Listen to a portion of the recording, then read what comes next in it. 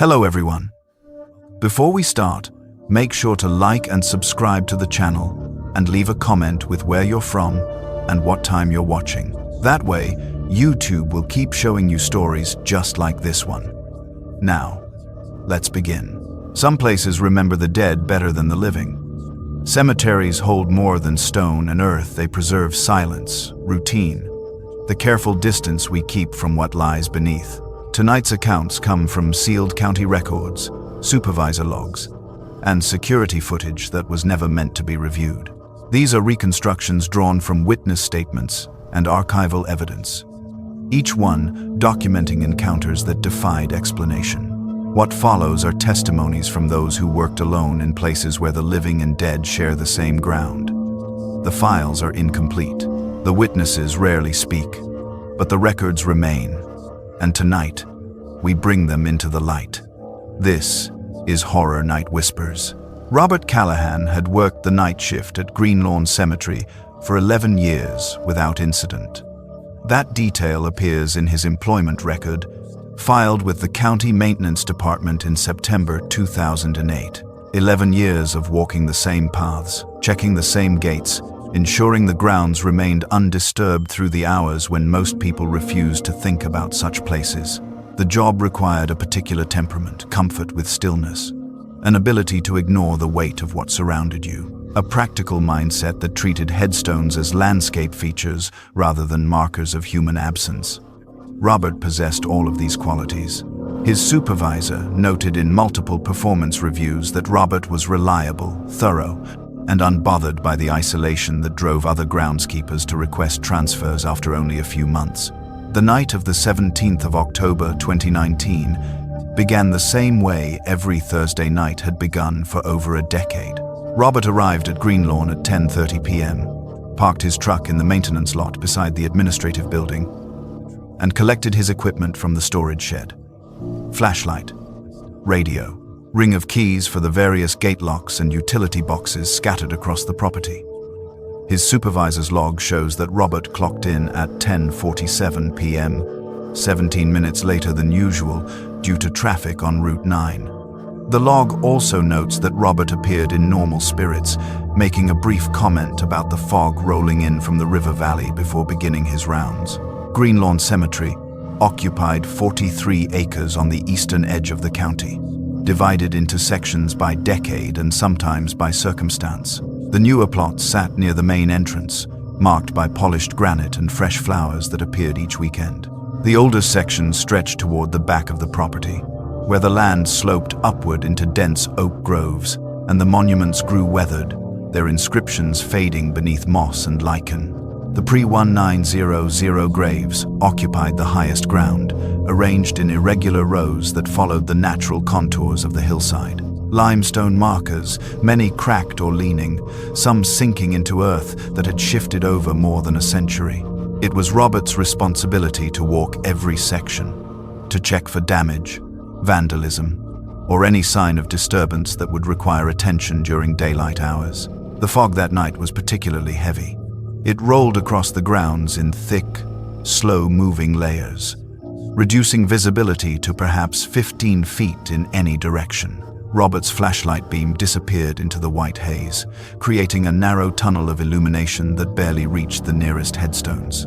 The temperature had dropped sharply after sunset, settling just above freezing, and the moisture in the air made every surface slick. Robert's boots crunched against frost-stiffened grass as he made his way past the maintenance building and into the older sections of the cemetery.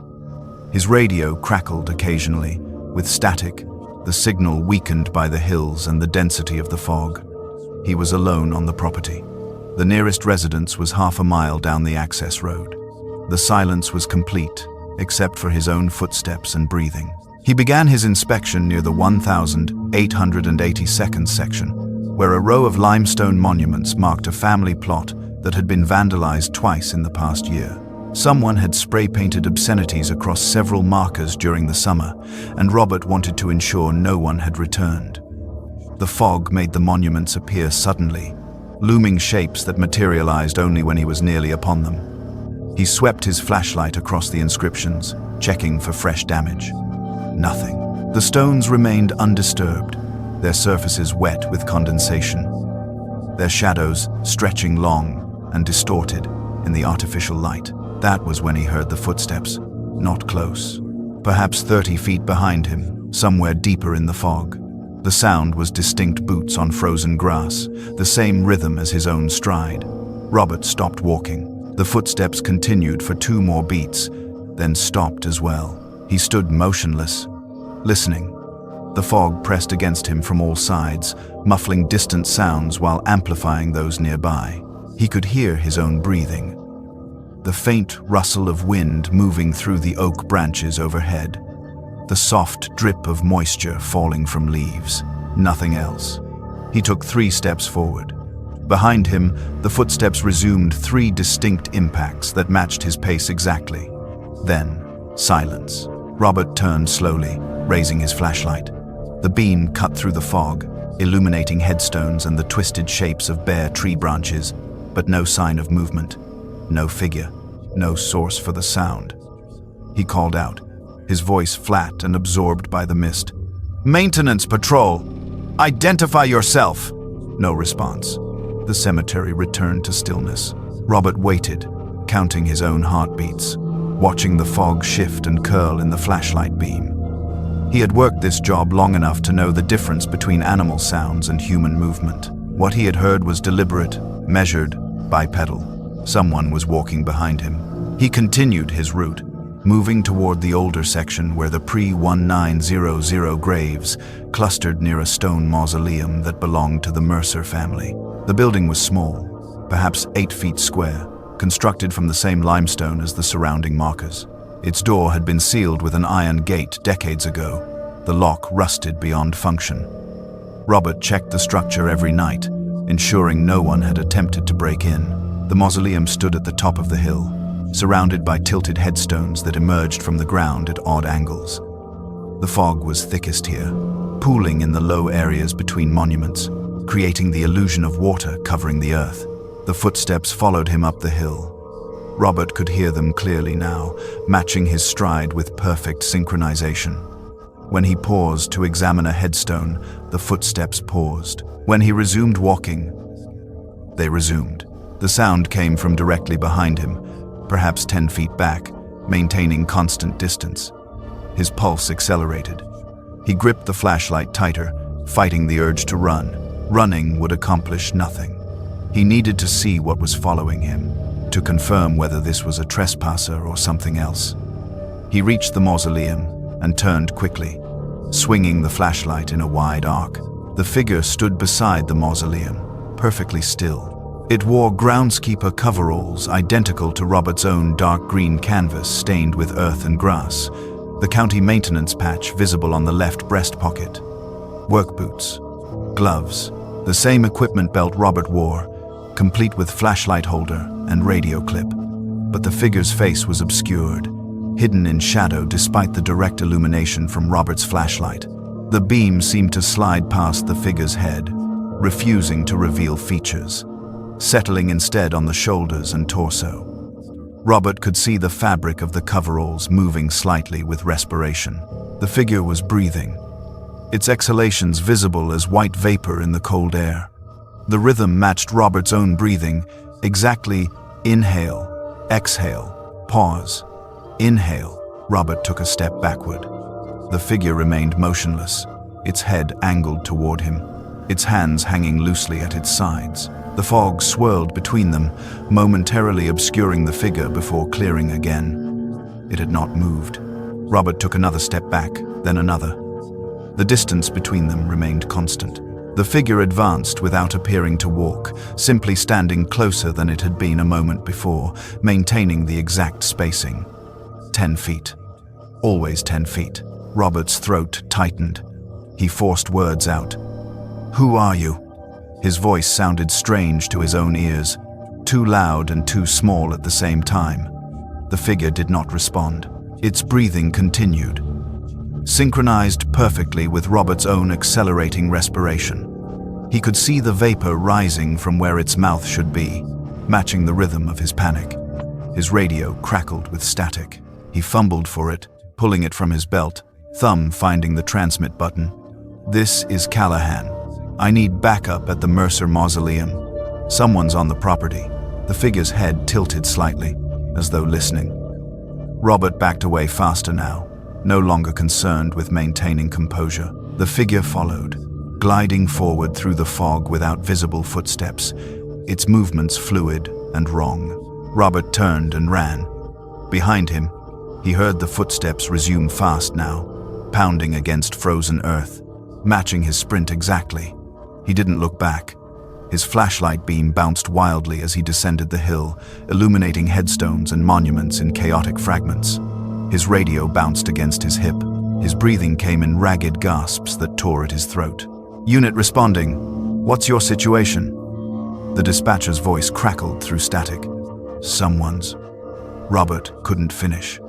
His boots hit a patch of wet leaves and he nearly fell, catching himself against a marble headstone. The footsteps behind him stopped. He spun around, flashlight raised like a weapon. The fog had thickened impossibly, forming a white wall that pressed against him from all sides. He couldn't see more than 5 feet in any direction. The footsteps had ceased completely. The silence was total. Robert stood gasping, his breath clouding the air in front of his face. He swept the flashlight beam in wide arcs, searching for any sign of the figure. Nothing. Only fog and stone and darkness beyond the reach of artificial light. "Callahan, respond." "What's happening?" The radio crackled again. Robert raised the device to his mouth, his hand shaking so badly he nearly dropped it. "There's someone here, following me, wearing the same uniform." He stopped. Something was moving in the fog ahead of him. A shadow, darker than the surrounding mist, coalescing into a recognizable shape. The figure stood 20 feet away, positioned between Robert and the path back to the maintenance building. It had circled around him. Robert could see it more clearly now, the coveralls, the boots, the equipment belt. Everything identical to his own appearance, down to the tear in the left knee of his pants that had happened 2 weeks ago when he'd knelt on broken glass. The figure's head turned slowly, focusing on him. Robert still could not see its face, but he could see its chest rising and falling with breath. White vapor drifted from the shadow where its mouth should be, and then it spoke. Robert, his name. Spoken in his own voice, emerging from the darkness where the figure's face should be. The sound carried no emotion, no inflection, simply his name pronounced with mechanical precision. Robert's legs went weak. The flashlight slipped from his grip and fell into the grass, its beam angling upward to illuminate nothing but fog. He staggered backward, his heel catching on a headstone's base. The figure remained motionless, breathing, watching. Robert scrambled to his feet and ran blindly into the fog, leaving his flashlight behind, leaving his tools scattered across the frozen ground. He could hear the footsteps again, faster now, closing the distance. The fog seemed to grab at him, thick fingers of moisture that clung to his clothes and face. He couldn't see where he was going, couldn't orient himself in the white void. His radio fell from his belt. He didn't stop to retrieve it. Security footage from the cemetery's main gate camera, recovered from the county archives, shows Robert Callahan entering the frame at 11:47 p.m., moving at a fast walk toward the older sections of the property. His flashlight beam is visible as a pale glow that quickly disappears into the fog. The timestamp advances. At 12:03 a.m., a second figure appears in the frame, emerging from the same direction Robert had walked. The figure wears identical coveralls, carries the same equipment, moves with the same gait. It follows Robert's path exactly, disappearing into the fog. The camera continues recording. At 12:11 a.m., the second figure reappears, walking back toward the main gate.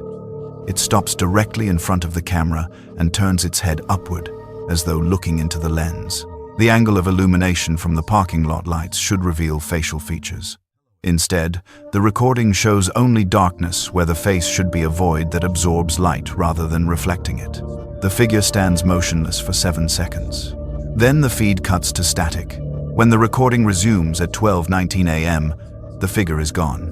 Robert emerged from the cemetery grounds at 12:14 a.m., according to the sheriff's deputy who responded to the dispatcher's call.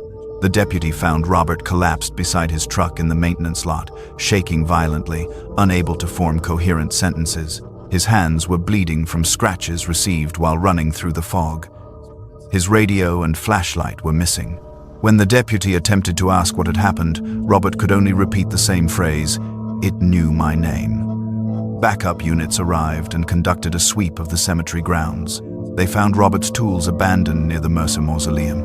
They found his flashlight lying in the grass between two headstones, still illuminated, its beam pointing at nothing. They found no evidence of any other person on the property. The fog began to lift around 1:30 a.m., revealing empty paths and undisturbed graves. Robert Callahan submitted his resignation the following morning. His supervisor's log notes that Robert refused to discuss the incident in detail, providing only a brief statement that mentioned someone mimicking me, and it knew my name before I ran. When pressed for clarification, Robert declined to elaborate. The county sealed the incident report 3 weeks later, citing insufficient evidence to support claims of trespassing or criminal activity. The security footage was classified as corrupted and archived without official review. Robert's employment file was marked as terminated voluntarily, with a notation that he was not eligible for rehire. No explanation was ever provided for the second figure visible on the security recording. No explanation was offered for how the figure matched Robert's appearance so precisely. The cemetery administration replaced the malfunctioning camera and added motion sensor lighting to the older sections of the grounds. The night shift position remained vacant for 8 months before a new groundskeeper was hired. That individual lasted 3 weeks before requesting transfer to day shift maintenance, citing unspecified discomfort with the isolation. Robert Callahan now works in commercial landscaping. He does not accept assignments that require evening or overnight hours. He has not returned to Greenlawn Cemetery. When contacted for this account, he declined to provide additional details, stating only that some places should remain unwatched after dark, and that certain silences should not be disturbed. The Mercer Mausoleum remains sealed. The fog still gathers thick on October nights. The files grow colder as we move deeper into the night's collection. What follows was recovered from cemetery security archives and witness testimony sealed by local authorities. Oak Ridge Cemetery sits at the edge of the city like a held breath, 60 acres of weathered granite and skeletal trees where the living come to remember, and the earth keeps its secrets close. The main gate locks at 8 p.m. sharp, though security footage shows visitors sometimes linger in those final minutes, reluctant to leave their grief behind. Eleanor Martinez was one of those visitors. Every Sunday evening at 6 o'clock, she arrived alone, walked the same gravel path to Section D, row 12, and knelt before her grandmother's headstone. The cemetery kept meticulous visitor logs. Her name appeared with mechanical regularity, Eleanor Martinez, 6 p.m., alone. It was a ritual observed by security guards who learned to recognize her silhouette against the fading light, the navy coat, the silver scarf, the particular way she folded her hands. March 2021 brought an incident that would force the cemetery to suspend evening access for 3 weeks. This account has been reconstructed from security reports, police statements, and Eleanor's own testimony, given once and never repeated. David Chen visited Oak Ridge Cemetery on March 14, 2021, at 7:15 p.m., 15 minutes before closing. His mother's plot was in Section D, 3 rows from where Eleanor's grandmother rested. The evening was cool, the air still, carrying that particular silence that belongs to places where speech feels like intrusion. David had been coming for 6 months, always in the early evening when the crowds thinned and he could stand alone with his thoughts. He knew the rhythms of the place, the groundskeeper making final rounds, the squirrels settling into the oaks, the way shadows lengthened between the headstones until everything merged into uniform gray. As he walked toward his mother's grave, he noticed a woman kneeling about 40 feet away, navy coat, silver scarf catching the last of the daylight. Her back was to him, her head bowed, hands folded in her lap. The posture was one he recognized, the stillness of someone deep in private grief. He'd learned not to intrude on such moments. He approached his mother's plot quietly, placed the flowers he'd brought, and stood with his hands in his pockets, watching the light drain from the sky. 20 minutes passed. The warning bell rang at 7:45 p.m., a gentle chime that echoed across the grounds, signaling visitors to make their way toward the exit. David lifted his hand in a silent goodbye and turned to leave. The woman in the navy coat hadn't moved. Her position was exactly as it had been when he arrived, the same angle of her head, the same fold of her hands. He slowed his pace, concern prickling at the edges of his awareness. Perhaps she hadn't heard the bell. Perhaps she'd fallen asleep, exhausted by grief. He'd seen it before. David hesitated, then called out, "Excuse me, they're closing soon." His voice felt too loud in the quiet. The woman didn't respond, didn't shift position, didn't acknowledge his presence at all. He took a few steps closer, close enough now to see that her head was bowed at an angle that suggested she was staring directly at the base of the headstone.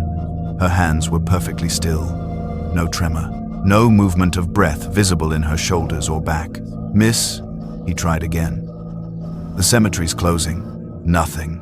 The security cart appeared on the service road, headlights cutting through the gathering dusk.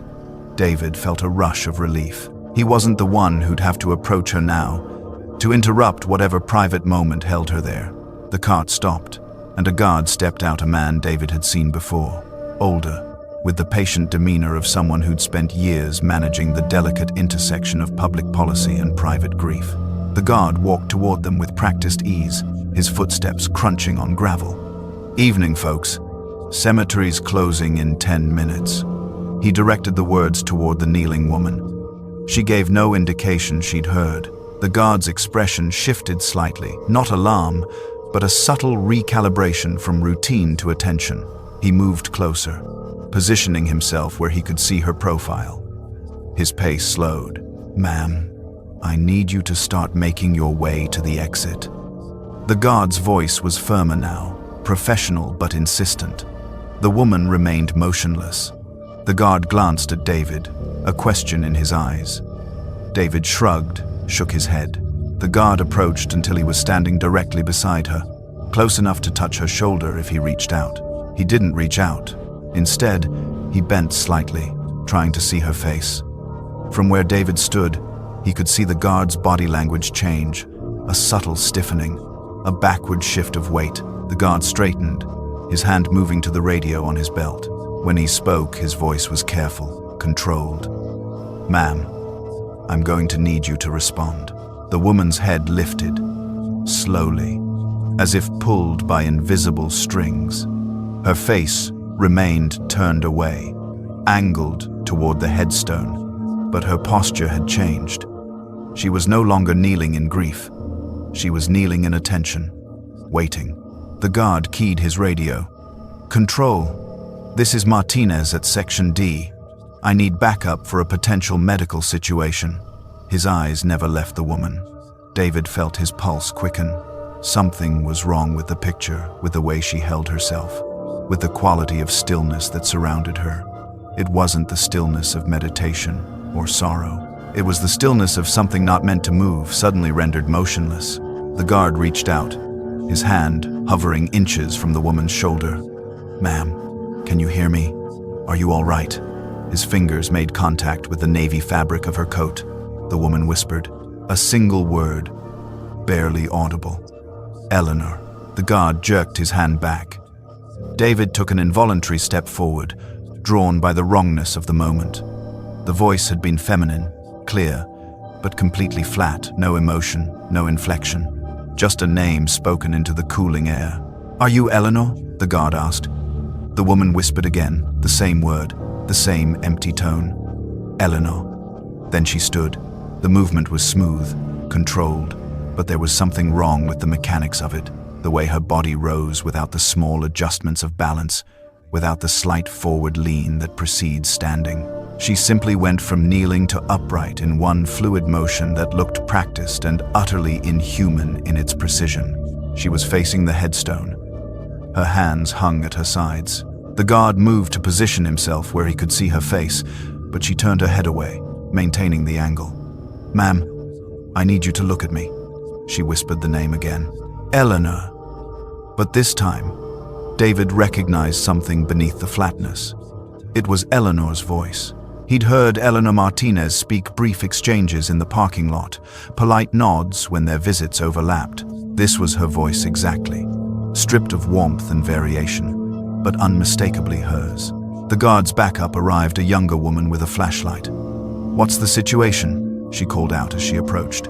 The standing figure didn't react to the new voice, to the additional footsteps. She remained oriented toward the grave, whispering the name at intervals. Eleanor, I need you to step back," the older guard told his colleague. His voice carried a warning that made David's skin prickle. The younger guard stopped, her flashlight beam finding the figure in the navy coat. "Ma'am, we're going to need you to come with us." The figure turned. The movement was wrong from the first degree of rotation, too smooth, too constant, like a door swinging on oiled hinges. Her body pivoted to face them, and the flashlight beam caught her features. David heard the younger guard make a sound, not a scream, but a sharp exhalation of shock and denial. The face was Eleanor Martinez's face. The bone structure, the features, the particular arrangement that made her recognizable, but the skin was wrong, pulled too tight across the skull, creating angles that shouldn't exist in living flesh. The eyes were too wide, the lids pulled back to expose white above and below the iris. The mouth was set in an expression of grief so exaggerated it looked like a mask, like something carved rather than felt. "I visit every Sunday," the figure said in Eleanor's flat voice. "I visit every Sunday." The words were a recording, mechanical in their repetition. She took a step toward them. Her gait was smooth, consistent, each footfall placed with identical precision. "I visit every Sunday. I visit every Sunday." The older guard grabbed his colleague's arm and pulled her backward. "Get to the cart. Radio this in. Now." The younger guard stumbled, caught herself, and ran. The figure continued its approach, each step measured, each repetition of the phrase spaced with mechanical exactness. David felt his body lock in place, unable to process the contradiction of what he was seeing. Eleanor's face, Eleanor's voice, Eleanor's coat, but something else wearing them, performing them with inhuman precision. The older guard turned and ran. David followed, his legs finally responding to the screaming imperative of his instincts. Behind them, the voice continued its flat recitation. "I visit every Sunday. I visit every Sunday. I visit every Sunday." The words didn't fade with distance. They maintained the same volume, the same pitch, as if spoken directly into their ears regardless of how far they fled. They reached the security cart, piled in. The younger guard was already on the radio, her words tumbling out in a panicked rush. The older guard started the engine and accelerated toward the main gate. David twisted in his seat, looking back. The figure was still visible in the distance, a dark shape standing motionless between the headstones, facing their direction. Then it turned with that same smooth, inhuman rotation and walked back toward the grave. Police arrived at 8:47 p.m., accompanied by Eleanor Martinez's family. The officers approached Section D with flashlights and caution. David and the guards watching from the parking lot. They found no one. But draped over the headstone, arranged with careful precision, was a navy coat with a silver scarf. Eleanor's family identified it immediately. Eleanor's coat, Eleanor's scarf, the same ones she wore on her Sunday visits.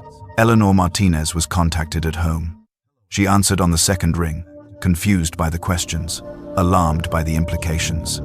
She confirmed she'd been home all evening. When asked what she was wearing, she described a navy coat and silver scarf, the same coat now draped over her grandmother's grave.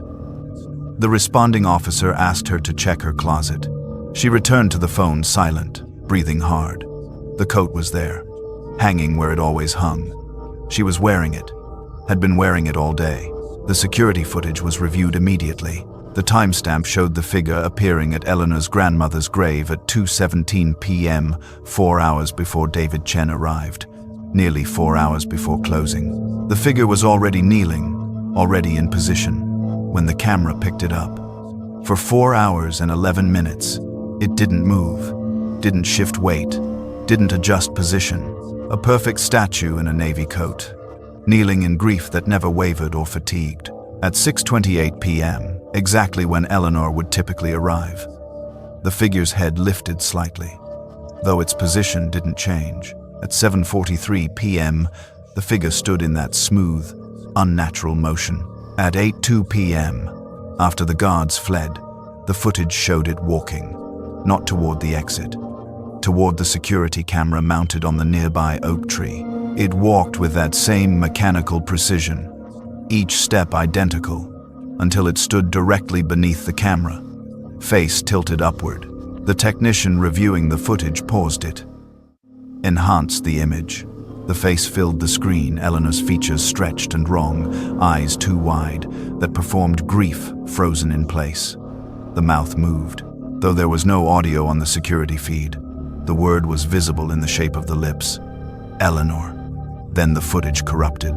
The image dissolved into static, the timestamp scrambled, and when it cleared 3 seconds later, the figure was gone. Only the coat remained, draped over the headstone. Eleanor stopped visiting the cemetery after that night. She gave one statement to police, her voice steady but distant, as if she were reading from a script. She described dreams that began the night of the incident, dreams where she stood at her grandmother's grave, watching herself kneel, unable to move or wake. In the dreams, her kneeling self never looked up, never acknowledged her presence. And she, the standing Eleanor, the dreaming Eleanor, couldn't move her legs, couldn't call out, couldn't do anything but watch her own back and wait for something she couldn't name to happen. The dreams continued. Every night. Always the same. She sought help, therapy, medication, sleep studies. Nothing changed the pattern. She would fall asleep and find herself standing in Section D, row 12, watching her double kneel and kneel and kneel in endless, patient grief. 2 weeks after the incident, the cemetery visitor log recorded a new entry. The handwriting was familiar to the staff who'd seen Eleanor sign in dozens of times. Eleanor Martinez, 6 p.m., alone. The entry was dated March 28, 2021. When contacted, Eleanor denied visiting. She was at home that evening, she insisted. She had witnesses, her family, who'd begun staying with her after the incident, afraid to leave her alone. The log was photographed and filed with the police report. The handwriting matched samples of Eleanor's signature perfectly. The cemetery restricted evening access for 3 weeks following the incident, citing security concerns. When visiting hours were restored, the log system was changed to digital check-in only. Eleanor Martinez's visitor privileges were never revoked, but her name hasn't appeared in the records since March 14, 2021. Her grandmother's grave is maintained by cemetery staff now. Always fresh flowers, always tended. Sometimes, on Sunday evenings near 6 o'clock, security cameras in Section D experience brief periods of interference, not corruption. Just moments where the image seems to freeze, where a figure in dark clothing appears kneeling, perfectly still, before the feed resumes and shows only empty grass and stone. The footage is routinely deleted as part of standard system maintenance. There is no official record of these anomalies, but the guards who work the evening shift have learned not to patrol Section D after closing on Sundays. Some routines, they've discovered, continue whether the living are present to observe them or not. The archives offer no comfort tonight. What follows comes from a maintenance report filed with the Riverside Cemetery Administration, testimony that should have been investigated, but wasn't. November 2018. James Rourke had worked grounds maintenance at Riverside Cemetery for 11 years, long enough to know every monument, every pathway, every drainage grate in the 70-acre property. Section D occupied the northeast corner, older than the rest, where granite markers had weathered to smooth anonymity, and the ground settled unevenly over graves that predated proper records. The cemetery director kept promising restoration funds that never materialized, so Section D remained what it had always been: neglected, overgrown, visited only by maintenance crews and the occasional genealogist searching for ancestors the ground had already forgotten. The drainage work that November morning was routine. Heavy rains had turned the pathways to mud, and James spent the early hours clearing blocked grates, redirecting runoff, checking the underground pipes that channeled water away from the grave sites. The air held that particular chill that settles into bone marrow, the kind of cold that has nothing to do with temperature and everything to do with places where too many bodies rest too close together.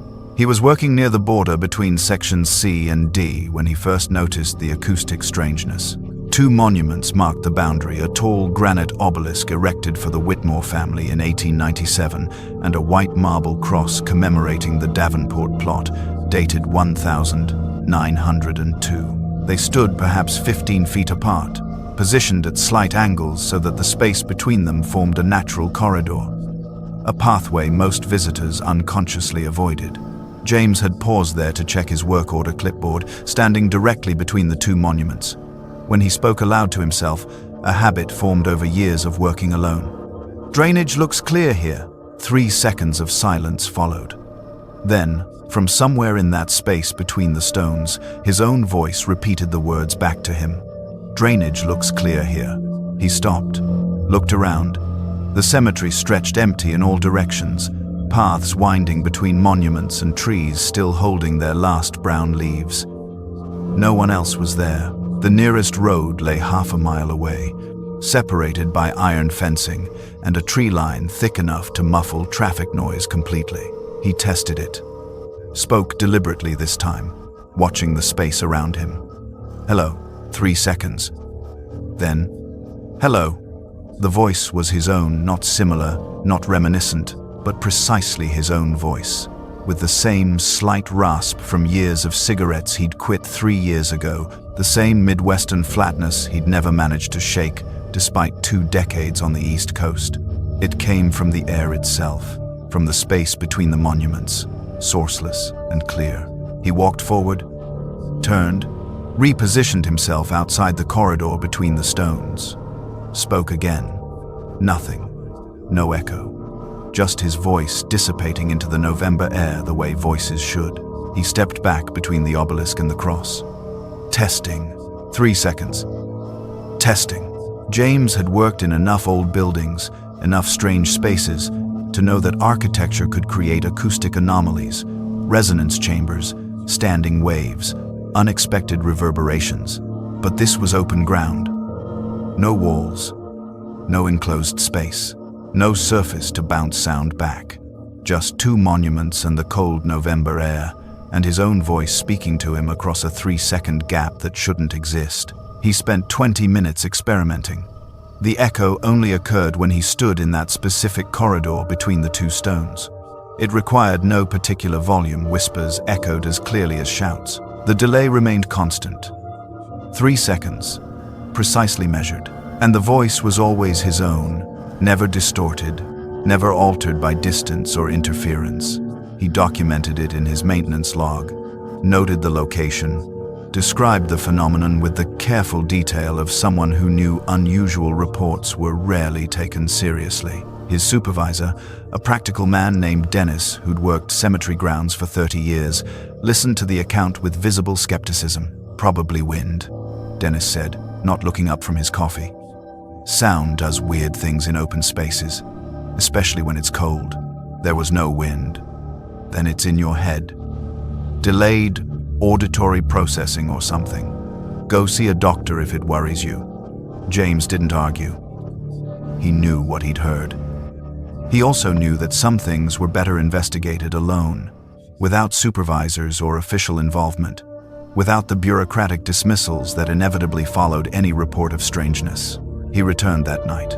The cemetery officially closed at dusk, but maintenance staff had keys to the service gates, access granted for emergencies and after-hours work that wouldn't disturb daytime visitors. James entered through the northeast gate at 11 p.m., carrying a digital voice recorder, a flashlight, and a thermos of coffee he wouldn't drink. November darkness in a cemetery is absolute in ways that city darkness never achieves. His flashlight beam cut through it like a solid thing, illuminating monuments that seemed to lean inward, catching names and dates that marked lives reduced to carved stone and buried remains. The pathway to Section D wound between older graves, past markers so weathered their inscriptions had faded to smooth blankness. The temperature had dropped. His breath formed clouds that lingered too long in the still air. No wind, no sound except his footsteps on gravel and the distant hum of the highway beyond the tree line. He reached the corridor between the obelisk and the cross at 11:17 p.m. The monuments stood exactly as they had that morning, silent, solid, marking graves he'd never bothered to read about. He positioned himself between them, activated the voice recorder, placed it on the ground at his feet, spoke clearly into the darkness. Testing. November 14th, 11:17 p.m. 3 seconds of silence. Then, his own voice emerged from the air itself. Testing. November 14th, 11:17 p.m. The echo was clearer in the darkness, crisper, as if night sharpened whatever acoustic property created it. He continued testing, speaking phrases, counting numbers, reciting maintenance codes. Each time, after exactly 3 seconds, his voice returned to him. Then it changed. He'd been speaking for perhaps 10 minutes when he noticed the timing shift. The echo came faster 2 seconds, then 1 second, then simultaneously with his own words. His voice speaking in unison with itself, creating an unsettling harmony that made his skin contract. Then it spoke first.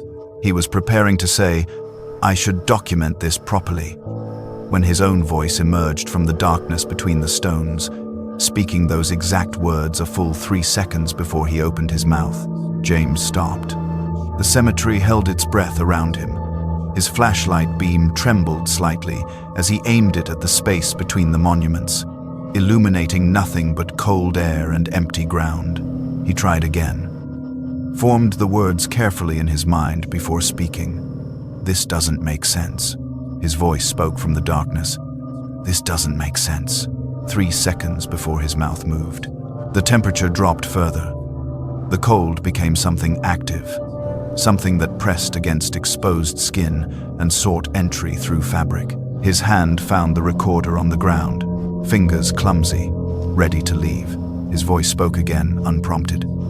"I shouldn't be here." He hadn't thought those words, hadn't intended to speak them, but they were true, standing alone in a cemetery at night, investigating an acoustic impossibility with equipment he barely understood how to use. He shouldn't be here. He ran. The recorder continued running. He discovered this later, after 3 days of avoiding Section D.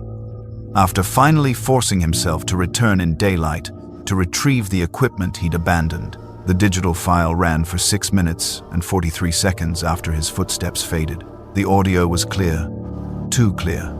He sat in his apartment with headphones, listening to what the recorder had captured, and felt his understanding of reasonable reality compress into something smaller and darker, his footsteps fleeing, getting fainter.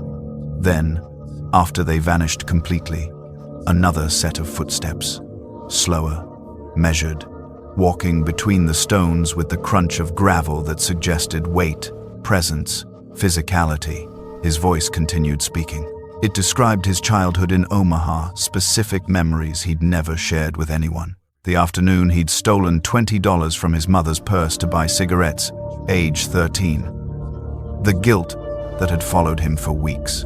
The night he'd sat alone in his grandfather's hospital room, watching the old man die while pretending to sleep because he couldn't bear to witness that final moment consciously. The job he'd been fired from in 2003 for drinking. The lie he'd told his wife about why he'd left. Details no one knew. Truths he'd buried so deep he'd almost forgotten them himself. The voice spoke them all with his inflection, his cadence, his particular way of pausing between words.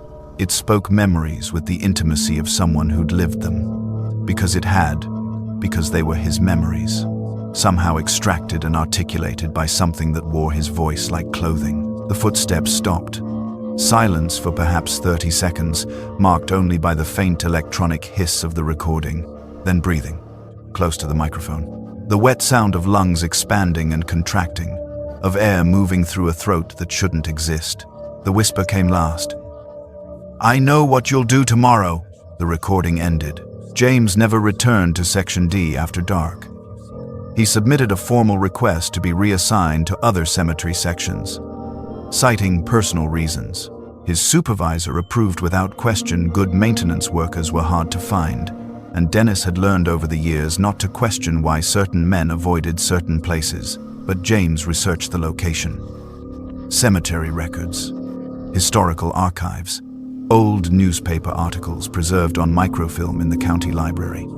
Section D's history emerged in fragments, pieces of information scattered across decades of bureaucratic documentation. In April 1904, the Riverside State Asylum had burned. The fire started in the women's dormitory after midnight, spread through wooden structures that had been condemned twice but never renovated due to budget constraints.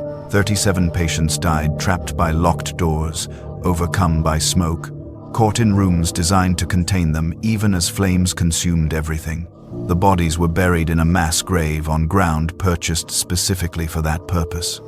The asylum had no funds for individual plots, no money for proper monuments. The graves were marked with wooden crosses that rotted within a decade. Eventually, the cemetery expanded around that section, and new plots were sold without mention of what lay beneath certain areas.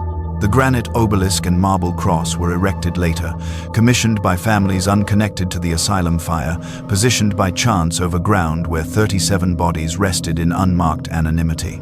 The records didn't explain the echo, didn't mention voices or acoustic anomalies or anything beyond the basic historical facts. But James understood something the records couldn't articulate, that some places hold impressions of trauma, that voices can remain when bodies have long since turned to dust, that the space between those two monuments had become something other than empty air. Other maintenance workers began reporting similar experiences. Bill Santos heard his own voice in Section D during spring cleanup, speaking his daughter's name before he'd thought it. Rachel Kim, working evening shift, recorded her phone conversation being repeated back to her from between the stones, her words echoing 3 seconds delayed until they began overlapping, creating a chorus of her own voice discussing mundane things while something underneath spoke darker truths.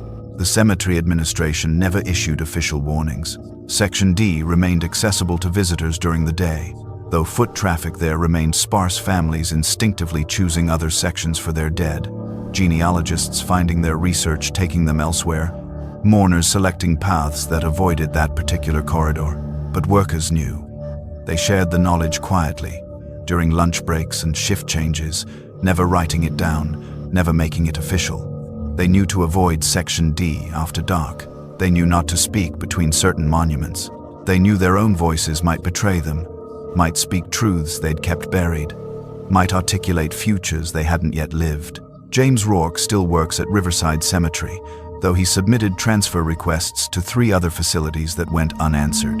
He maintains the grounds in Sections A through C, performs his duties with the same careful professionalism he's always shown. But sometimes, on cold November nights, when the fog settles thick between the monuments and the air holds that particular stillness that precedes revelation, workers report hearing voices from Section D, their own voices, speaking in the darkness between stones, calling out memories and confessions and prophecies to anyone unfortunate enough to be listening. The recordings exist, buried in maintenance files, stored on drives and devices that were never officially submitted, never analyzed by anyone with authority to investigate. Evidence of something that shouldn't exist, preserved by workers who understood that some phenomena resist explanation. The ground in Section D remains undisturbed. 37 bodies rest beneath markers that were never placed, their names forgotten by everyone except whatever presence speaks between the stones. And the echo continues 3 seconds delayed, then simultaneous, then prophetic, waiting for voices to repeat, waiting to speak truths that should remain buried with the dead. The archives grow heavier as we turn to the next case, a security officer's encounter with something that refuses to let go. What follows is reconstructed from an incident report filed by Nina Torres, a security officer at Hillcrest Cemetery in February 2020. The document was obtained through Freedom of Information Act request after Ms. Torres submitted an emergency transfer application, citing psychological distress and unexplainable phenomena. Her account has been corroborated against historical cemetery records, dating back to 1923, all describing the same figure, the same position, the same desperate plea. The iron fence surrounding the old section was installed in 1887, 73 years before the first recorded sighting. Cemetery administrators have never explained why it was built facing inward. Its bars designed not to keep intruders out, but to contain something within. Miss Torres completed her shift, but never returned to Hillcrest Cemetery. Her report remains the most detailed account of the figure at the Iron Gate. Nina Torres clocked in at Hillcrest Cemetery at exactly 10 p.m. on a February night that carried the smell of frozen earth and dead flowers. The security office sat near the main entrance, a small brick building with fluorescent lights that hummed and flickered against the darkness pressing in from all sides. She'd been working graveyard shifts at Hillcrest for 8 months, long enough to know the rhythms of the place, the way headstones cast shadows that looked like standing figures until you walked close enough to prove otherwise. Long enough to stop jumping at the sound of branches scraping against mausoleums or the distant bark of foxes moving through the grounds. She checked her equipment: flashlight, radio, pepper spray, incident log. The cemetery sprawled across 47 acres of rolling hills and oak groves, divided into sections by time period and denomination. Her patrol route took 90 minutes to complete, winding through the newer areas with their polished granite markers before circling through the old section, the original burial ground, dating back to the 1,842, enclosed by an iron fence installed in 1887. Management had never explained why that fence was necessary. The gate stayed locked at all times, rusted hinges, frozen in place, but the fence itself seemed excessive for a cemetery already surrounded by walls. Nina had asked once during training. Her supervisor had looked uncomfortable and changed the subject. The night was cold and absolutely still. No wind moved through the trees. No clouds crossed the half-moon hanging low over the eastern ridge. Nina began her first patrol at 10:15 p.m., following the paved path that curved between family plots and memorial gardens. Her flashlight beam swept across names and dates carved into stone, across plastic flowers faded by weather, across the occasional stuffed animal left at a child's grave. The beam made everything beyond it seem darker by comparison. She kept her pace steady, her breathing even, her mind focused on the route. This was just another shift, just another night of walking through silence and making sure no one vandalized the monuments or used the grounds for drug deals. By midnight, she'd completed her first full circuit and returned to the office to fill out the log. No incidents, no disturbances. The cemetery remained as it always was, empty, orderly, respectful of the dead. She made coffee in the small break room, drank it standing up while reviewing the schedule for morning maintenance crews. At 12:45 a.m., she started her second patrol. The path through the old section passed closest to the iron fence at the northeastern corner. Nina had walked this route dozens of times, always noting the way the fence seemed to absorb light rather than reflect it, how the bars were thicker than necessary, spaced too close together for anything larger than a cat to slip through. The gate stood 8 feet tall, flanked by stone pillars carved with symbols she didn't recognize. Behind the fence, the oldest graves leaned at angles, their inscriptions worn smooth by more than a century of rain. Some dated back to the 1,840. A few had no names at all, just numbers or simple crosses marking forgotten lives. She was 50 yards from the fence when she saw him. A man stood motionless outside the iron gate, facing inward, both hands gripping the bars. Nina stopped walking. Her flashlight beam caught him full in the chest, but he didn't react to the light, didn't turn, didn't move at all. He simply stood there, fingers wrapped around the iron, staring at something beyond the graves. Nina felt her training kick in. Trespassers weren't uncommon, though most came during visiting hours or lingered near fresh graves. She keyed her radio and announced her position, then called out, "Sir, the cemetery is closed. You need to leave the property." The man didn't respond, didn't acknowledge her presence. His grip on the bars remained fixed, knuckles white against the black iron.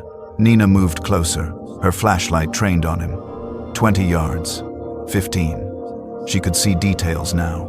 He wore a dark suit, formal, expensive-looking, but the cut seemed wrong somehow, old-fashioned. The fabric looked heavy, the kind of wool worn in photographs from another era. The suit was soaked through, water dripping from the sleeves and hem, pooling on the ground beneath his feet. Nina glanced up. The sky remained cloudless. There'd been no rain in 3 days. 10 yards. She could hear him breathing now, long, rattling inhalations that fogged the cold air in front of his face. His hands gripped the bars so tightly she could see the strain in his wrists, the way his fingers pressed against the iron until the knuckles cracked. The sound was distinct in the silence. Pop, pop. Sir, I need you to step away from the fence. Nina kept her voice firm, professional. Her right hand moved to the pepper spray on her belt. This is private property. If you don't leave, I'll have to call the police. The man's breathing grew louder. His chest rose and fell in a rhythm that seemed wrong, too slow, too deliberate. Nina could see his face now, in profile. Middle-aged, maybe 50, with sharp features and dark hair slicked back from a high forehead. His eyes were open but unfocused, staring at something beyond the graves, beyond the fence, at a fixed point only he could see. His jaw hung slightly slack. His lips moved, shaping words without sound. Nina radioed for backup. Dispatch confirmed they'd send a unit, but the nearest patrol was 15 minutes away. She approached to within 5 feet of the figure, close enough now to see the fine details of his face, the stubble on his jaw, the creases at the corners of his eyes. Close enough to see that his skin had a waxy quality, like something preserved but beginning to decay. Sir, are you all right? Do you need medical assistance? His lips stopped moving. For 3 full seconds, nothing happened. Then he spoke a whisper, so quiet Nina had to lean forward to hear it. I can't leave. His voice cracked on the words, breaking into something between a sob and a gasp. His fingers tightened on the iron bars. Nina heard his knuckles crack again, saw his fingernails begin to bleed where they pressed against the metal. I can't leave. I can't leave. I can't leave. The whisper became a chant, desperate and rhythmic. His breathing fogged the air in front of his face, each exhalation visible in the cold. Nina reached out, her training overriding her instinct to back away. She placed her hand on his shoulder. Her fingers passed through him like smoke. Nina jerked back, stumbling on the path. Her flashlight fell from her grip, the beam spinning across the ground before pointing up at an angle that cast long shadows behind the headstones. The man remained exactly as he'd been, solid, visible, breathing. His suit still dripped water. His hands still gripped the bars. But where Nina's hand had touched him, there was nothing. No resistance, no substance, just cold air and the smell of standing water. She grabbed her flashlight, her hands shaking, pointed the beam directly at his face. The light passed through him without casting a shadow, but she could still see him, every detail, every feature, as real and present as the iron fence he held. The man's head began to turn. It moved slowly, mechanically, rotating on his neck with a grinding sound like rusted gears. His body remained facing the fence, hands locked on the bars, but his head kept turning until his face pointed directly at Nina. His eyes were hollow, not empty, but filled with something that moved beneath the surface, something that writhed and shifted like water churned by an unseen current. His mouth opened wider than it should have been able to, the corners splitting past the edges of his face. Then he smiled. It was an expression of absolute despair, a too-wide grin that held no joy, no humor, nothing human. Just the awful recognition of someone who understands their own suffering and wants to share it. His lips pulled back from teeth that looked gray in the flashlight beam, gums receding to expose roots that seemed to extend too far into his jaw. You'll understand when it's your turn. The voice came from his mouth, but it wasn't his voice anymore. It was Nina's voice, her exact pitch, her accent, the slight rasp she got when she was tired.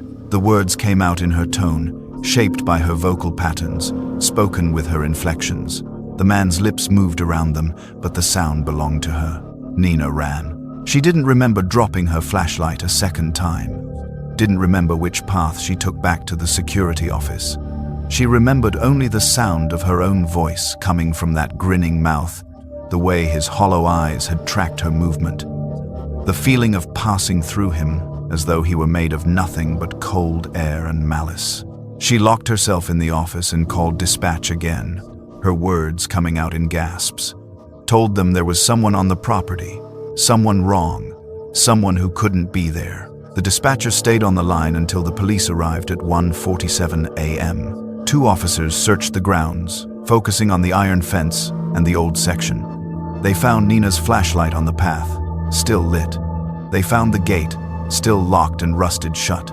They found handprints on the iron bars. Rust had formed in perfect outline where fingers had gripped the metal 10 distinct prints, each one showing the whorls and ridges of human hands. The rust was fresh, orange-red and flaking, spreading across iron that had been black and smooth hours earlier. The officers photographed the prints, measured them, tried to scrape samples. The rust crumbled when touched, but left the pattern intact.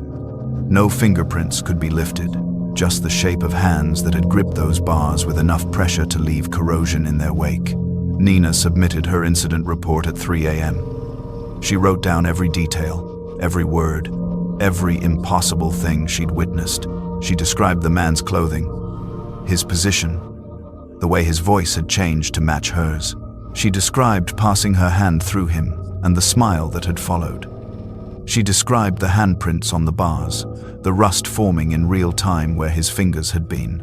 At 7:30 a.m., she submitted an emergency transfer request, citing psychological distress and her inability to return to Hillcrest Cemetery. Management approved it without question. She never worked another night at the cemetery, never drove past it, never spoke about what she'd seen except to confirm the details in her written report. The incident report was filed and forgotten until a researcher requesting historical documents through FOIA discovered it buried in administrative archives. Cross-referencing the date and location led to other reports, security logs, police calls, maintenance records. The earliest dated to March 1923. A night watchman named Robert Chen had reported seeing a man in old-fashioned clothing standing at the iron fence, gripping the bars, whispering that he couldn't leave. Chen had approached. His hand had passed through the figure. The man had turned and smiled and spoken in Chen's own voice. Similar reports appeared every few years. 1,931, 1,945, 1,958, 1,967, 1,982, 1,995, 2006. Different security officers, different night shifts, but always the same description, the same man, the same position, the same desperate whisper, the same smile, the same voice mimicry, the same rust marks on the iron bars. Cemetery records from 1887 mention the installation of the iron fence around the old section. The work order specifies that the bars must face inward, that the gate must lock from the outside, that the fence must form a complete enclosure with no gaps. No reason is given. The architect's notes include a single line, "To contain what remains." No burial records explain who the man might have been or why he appears only at night. Only at that gate. Only to those who work alone in the darkness. No explanation exists for why he grips bars that were installed decades before the first reported sighting. No one knows why he whispers that he can't leave, or what prevents him from letting go, or what he meant when he said others would understand when it was their turn. The iron fence remains standing, bars facing inward, gate locked against something that has no substance but leaves rust in the shape of desperate hands. The archive shifts once more. What follows was sealed in a municipal labor report and cross-referenced with cemetery security logs, evidence that should have remained buried. On the eastern slope of Brookside Cemetery, beyond the main grounds where the wealthy rest beneath marble monuments, there exists a section known only as the Garden of Angels. The records are precise. 183 graves, all children, interred between 1,000 892 and 1956. The headstones are small, many decorated with carved lambs, teddy bears, sleeping cherubs. Fresh flowers appear there more frequently than anywhere else in the cemetery's 47 acres. Parents, grandparents, those who remember, those who cannot let go. The municipal archives contain a notation from the Brookside Florist Association, dated September 2019, documenting the termination of evening delivery services to the cemetery grounds. The notation references an incident report filed by one of their drivers. The report itself was never made public. What follows has been reconstructed from that testimony, cross-referenced with cemetery security footage and maintenance logs from August of that year. Rebecca Huang had worked for Brookside Florist for 6 years by the summer of 2019. Her route included the cemetery, a monthly circuit of standing orders, wreaths and arrangements placed by families who visited less frequently now, who'd moved away or grown old themselves. She knew the grounds well. She had her own rules.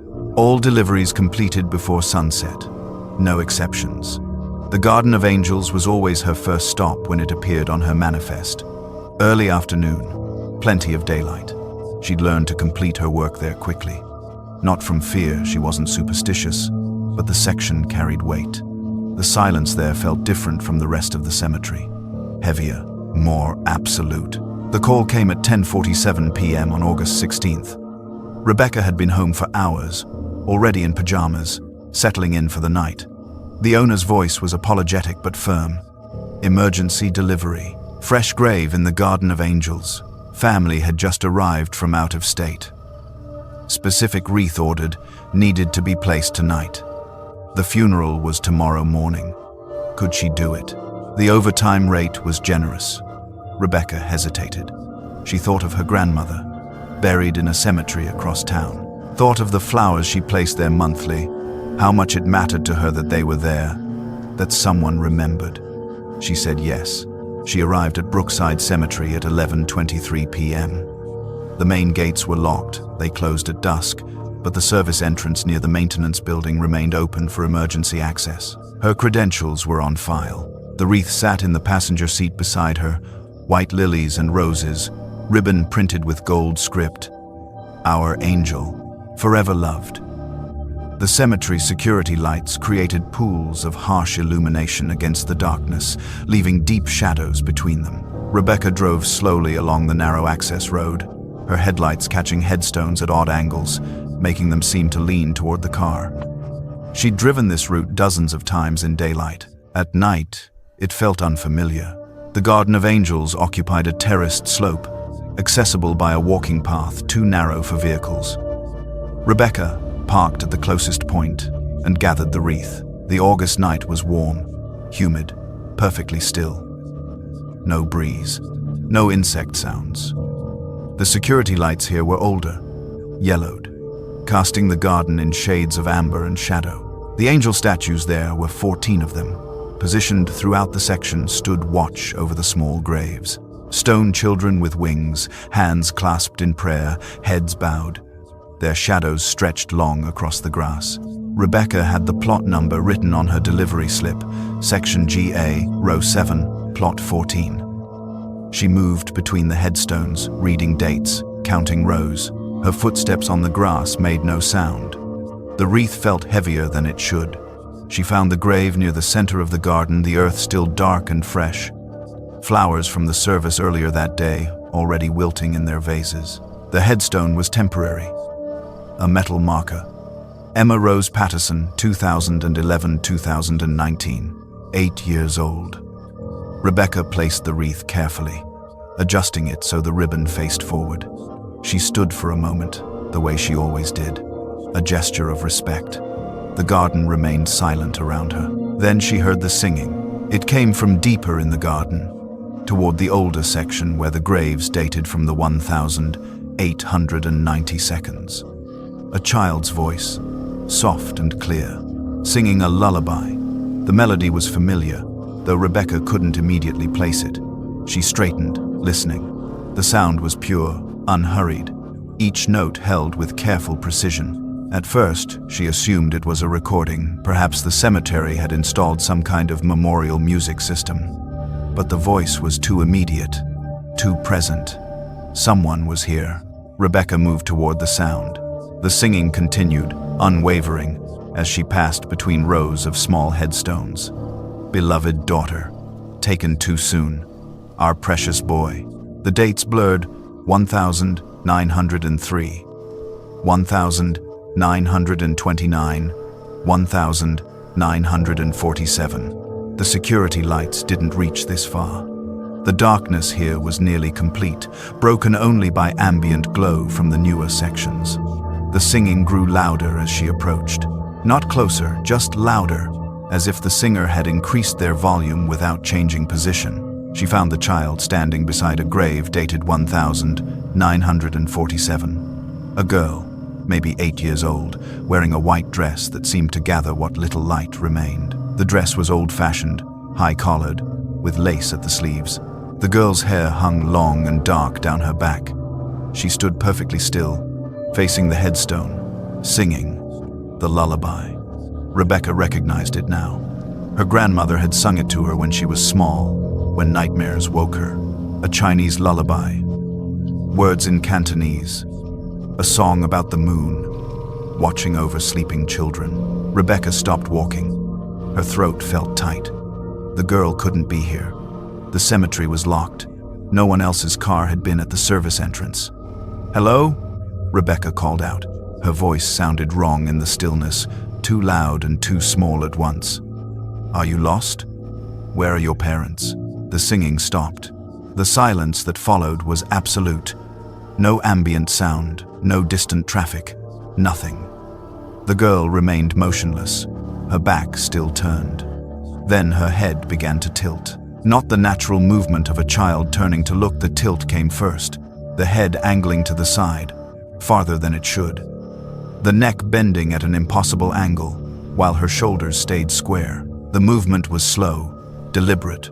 Wrong. "Will you sing with me?" the girl asked. The voice wasn't right. It was too old, layered with harmonics that shouldn't exist in a single human throat. Underneath the surface of the words, Rebecca could hear other voices. Many of them, children's voices, speaking in unison. The words slightly out of sync, creating a shuddering echo effect. Rebecca took a step backward. Her hand moved instinctively toward her phone in her pocket. The girl's head continued tilting, now at nearly 90 degrees. Her face still turned away. The white dress didn't move. No breeze existed to move it. The girl turned. The rotation was smooth, mechanical, her body pivoting as a single, rigid unit. Her face came into the dim light. The features were pale, waxy, the skin too uniform, like porcelain. The eyes were black, not dark brown, not shadowed black, completely. The sclera and iris indistinguishable, two voids set in that white face. The mouth was open, wider than any mouth should open. The jaw extended too far, revealing darkness inside instead of teeth or tongue. Just darkness, depthless and absolute. She began singing again, but the voice was different now. It was Rebecca's grandmother's voice. Exact, perfect. Every inflection, every subtle catch in the tone that came from age and cigarettes. The same voice that had sung to Rebecca 30 years ago, that had been silent for a decade now, buried and gone. The lullaby continued, but now the words had changed. The girl was singing Rebecca's name, over and over, woven into the melody, in her grandmother's voice. "Sleep, Rebecca. Sleep, Rebecca. The moon is watching. Sleep, Rebecca." Rebecca couldn't move. Her legs felt distant, disconnected. The girl took a step toward her. The movement was smooth, gliding, the feet not quite seeming to make contact with the ground. The black eyes never blinked. The mouth stayed open, that darkness inside seeming to expand, to breathe. Then the other graves began to respond. All around the Garden of Angels, from beneath the small headstones, the voices rose. Children's voices, dozens of them, singing Rebecca's name. They emerged from the earth itself, muffled slightly by soil and years, but clear enough to understand. They sang in harmony with the girl, their voices creating chords that shouldn't be possible, notes that seemed to vibrate in Rebecca's chest, in her bones. The sound surrounded her completely, coming from every direction, making it impossible to determine which way led out. Rebecca ran. She didn't remember making the decision. Her body moved automatically, instinct overriding the paralysis. She crashed between headstones, her shoes slipping on grass, one hand catching on a lamb statue to keep from falling. The singing followed her, the voices rising to a crescendo. Children's voices screaming her name, now in her grandmother's tone. The melody fractured into something sharp and cruel. She could hear footsteps behind her, multiple sets of footsteps, small feet running, keeping pace. She burst out of the Garden of Angels onto the main path. Her car was visible ahead, parked beneath a security light. 50 feet. The singing was deafening now, coming from everywhere. From inside her own head. She reached the car, fumbled her keys, dropped them, grabbed them again. Her hands were shaking so badly she could barely grip the door handle. She got inside, locked the doors, started the engine. Only then did she look back. The Garden of Angels was visible through the passenger window. Every angel statue had moved, all 14 of them. They no longer faced their graves, no longer looked down in prayer. They faced her direction. Their stone faces were turned toward the car, their blank eyes fixed on her position. The shadows they cast had changed, elongating, reaching toward her across the grass like grasping fingers. And the singing continued. Even with the windows closed, even with the engine running, she could hear it. Children's voices, endless and perfect, singing her name in harmony, singing in her grandmother's voice. Rebecca drove. She didn't remember navigating the cemetery roads, didn't remember stopping at the service entrance to unlock the gate. She only remembered the singing, following her through the grounds, not fading with distance like normal sound, but remaining constant, as if the source traveled with her. It continued until she reached the main highway, 3 miles from the cemetery. Then it stopped. Instantly. Completely. The silence was so sudden it hurt. She went home. She didn't sleep. When the owner called at 7 a.m. to confirm the delivery had been completed, Rebecca said yes, then quit. She gave no explanation. She refused to discuss it. The owner accepted her resignation with confusion but didn't push. The municipal archives contain her written statement, filed with the cemetery administration 2 days later. She requested they ban evening deliveries. She didn't explain why. The cemetery director, reviewing security footage from that night, found Rebecca's car on camera. He found her walking through the Garden of Angels. He found her running. The footage showed nothing else. No child. No movement among the statues. Just Rebecca, alone, fleeing from nothing visible. The policy change went into effect September 1st. All flower deliveries to Brookside Cemetery must be completed by 6 p.m. No exceptions. The official reason given was enhanced security protocols. The real reason remains sealed in the employment records of a woman who will not return phone calls, who changed her route, who no longer drives past cemeteries after dark. The Garden of Angels receives flowers every day. Fresh arrangements appear on the small graves, left by families, by strangers, by those who remember children they never knew. The groundskeepers work there only in groups, never alone, and only during full daylight. They report nothing unusual. The angel statues face their graves as they always have. And if, on certain nights, security guards patrolling the grounds report hearing singing from the children's section soft lullabies in languages they don't recognize, they note it in their logs and move on. Some sounds, they've learned, require no investigation. Some voices are better left unanswered. The Garden of Angels keeps its secrets, and the flowers keep arriving. And the 183 children sleep on beneath the earth, silent, mostly. The records accumulate like headstones, each one marking a boundary between the explainable and what waits beneath. What follows was reconstructed from dashcam footage, radio transcripts, and the sealed resignation file of Highway Patrol Officer Marcus Webb, Maplewood County. On January 14, 2021, at 2:30 a.m., Webb responded to what dispatch logged as a traffic obstruction near the gates of Maplewood Cemetery. The call came from a passing motorist who reported a funeral procession blocking both lanes, unmoving, engines running. When Webb arrived, he found something the official report would later classify as inconclusive mechanical failure. The dashcam footage tells a different story. It captured 43 minutes of footage before the recording corrupted. What survived was released only after Webb's resignation became permanent. He has not spoken publicly since that morning. This is what the camera saw. The highway stretched empty under a moonless sky, asphalt still wet from earlier rain. Officer Marcus Webb's patrol car moved through the darkness at 2:27 a.m. Headlights cutting pale tunnels through January cold. He'd been on night shift for 6 years, knew every curve of Route 41, every deer crossing, every place teenagers parked to drink.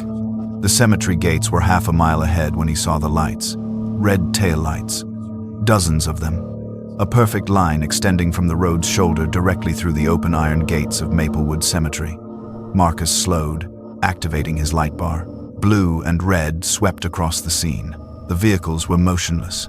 Headlights pointed inward toward the cemetery grounds, engines audibly running.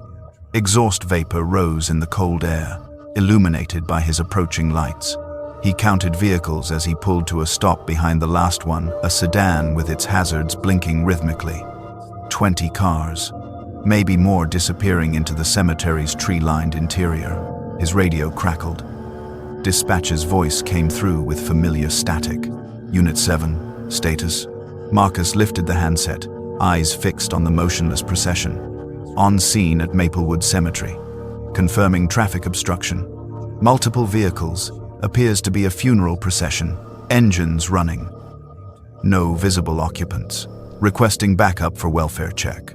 Copy that, Unit 7. Nearest unit is 20 minutes out. Proceed with caution. He stepped from his patrol car into cold that immediately penetrated his uniform jacket. His breath misted.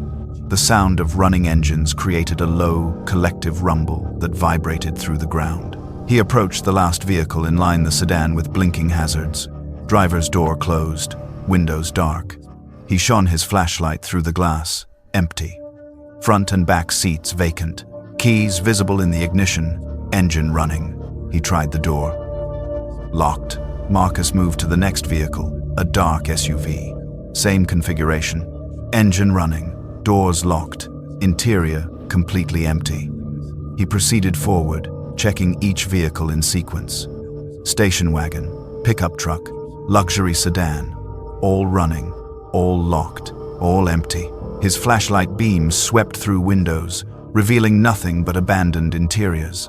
Personal items left behind, a purse on one passenger seat, a child's toy in another, a coffee cup still steaming in a center console. The line of vehicles extended through the cemetery gates in perfect formation, each spaced exactly 1 car length apart. Military precision. Marcus followed the procession forward, boots crunching on gravel. The cemetery gates stood open, iron twisted into elaborate Victorian scrollwork. He passed beneath them. Entering grounds he'd driven past 1,000 times but never entered. Headstones stretched in organized rows on either side of the narrow cemetery road.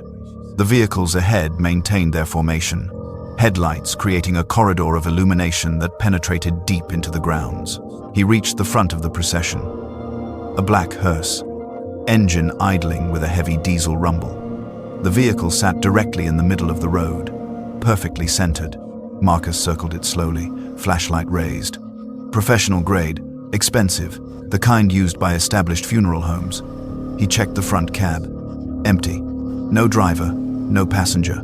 The dashboard glowed with active indicators. Fuel gauge showing 3/4 full. Engine temperature normal. Everything functioning. Nobody inside. The rear door of the hearse hung partially open. Marcus stopped.